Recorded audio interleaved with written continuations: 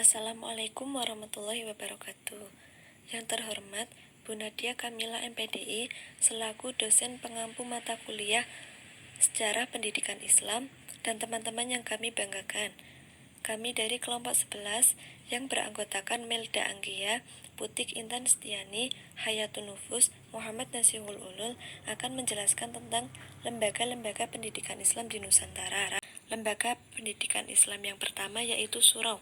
Surau dalam sejarah Minangkabau diperkirakan berdiri pada tahun 1356 Masehi yang dibangun pada masa Raja Aditya Warman di kawasan Bukit Gombak.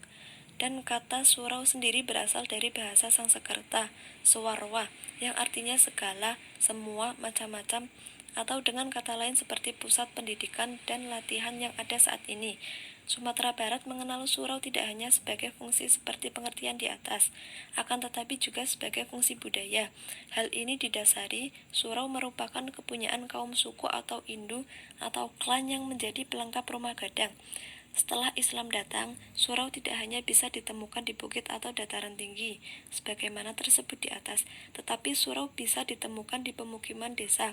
Hal ini didasari dengan fungsi surau yang beralih menjadi masjid atau tempat ibadah dan belajar Al-Quran. Surau juga digunakan untuk berbagai kegiatan keagamaan. Lembaga pendidikan Islam yang kedua yaitu Munasah. Menurut pemahaman Taufik Abdullah yang juga penulis ditemukan dalam Kementerian Agama Aceh Timur bahwa munasah dalam arti terminologis merupakan tempat berbagai aktivitas, baik masalah dunia atau adat maupun masalah agama yang dikepalai oleh Tengku Munasah.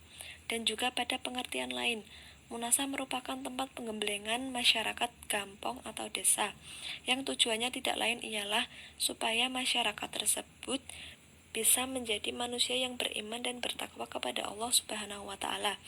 Sebagaimana ulasan di atas, sangat jelas bahwa Munasah merupakan lembaga atau bangunan tradisi asli Aceh yang mana dalam perkembangannya berfungsi sebagai tempat berkumpulnya masyarakat baik dalam kaitannya keduniaan, adat ataupun keagamaan.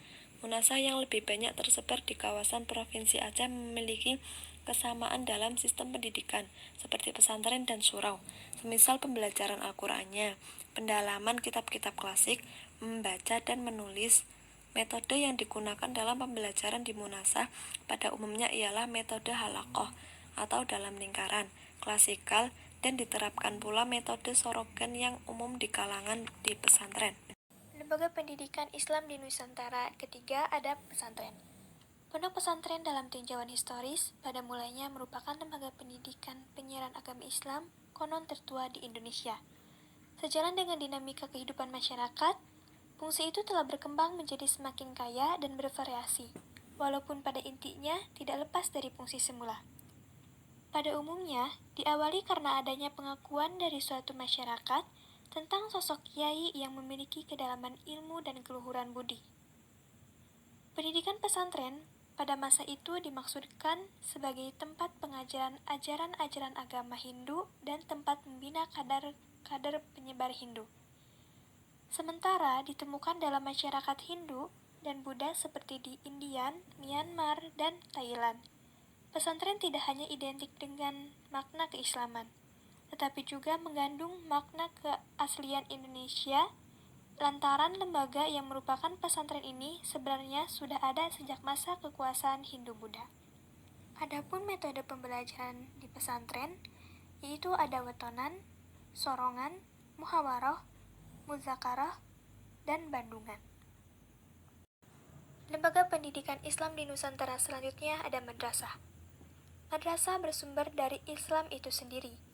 Madrasah sebagai lembaga pendidikan Islam berfungsi menghubungkan sistem lama dengan sistem baru dengan jalan mempertahankan nilai-nilai lama yang masih baik dan masih dapat dipertahankan dan mengambil sesuatu yang baru dalam ilmu, teknologi, dan ekonomi yang bermanfaat bagi kehidupan umat Islam.